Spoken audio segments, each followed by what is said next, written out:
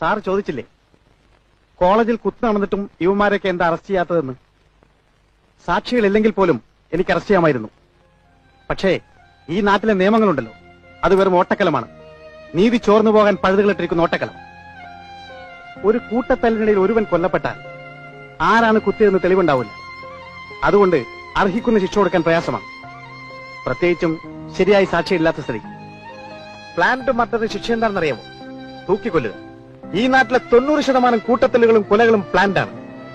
അതിലൊക്കെ പ്രതികളെ ശിക്ഷിക്കാൻ ഈ നാട്ടിലെ നിയമത്തിന് കഴിഞ്ഞിരുന്നുവെങ്കിൽ ഇവിടെ തൂക്കുമരങ്ങൾ തികയില്ലായിരുന്നു. എന്നിട്ട് വിമാനൊക്കെ പിടിച്ച് അകത്തിട്ട് വല്ലതും ചെയ്യാന്ന് കരുതിയാ ഇപ്പൊ കണ്ടില്ലേ, മോളിൽ നിന്നൊരു ഫോൺ വരും, വിട്ടേരെന്ന്. എന്ത് പോക്കത്രം കാണിച്ച് ആര് അറസ്റ്റ് ചെയ്താലും അവരെല്ലാം ഓരോ പാർട്ടി പ്രവർത്തകരായിരിക്കും. അത് തേച്ചു മാറ്റിയാലും ഓരോ പാർട്ടിക്കാർ വരും, മിനിസ്റ്റർമാരുടെ പ്രൈവറ്റ് സെക്രട്ടറികളും.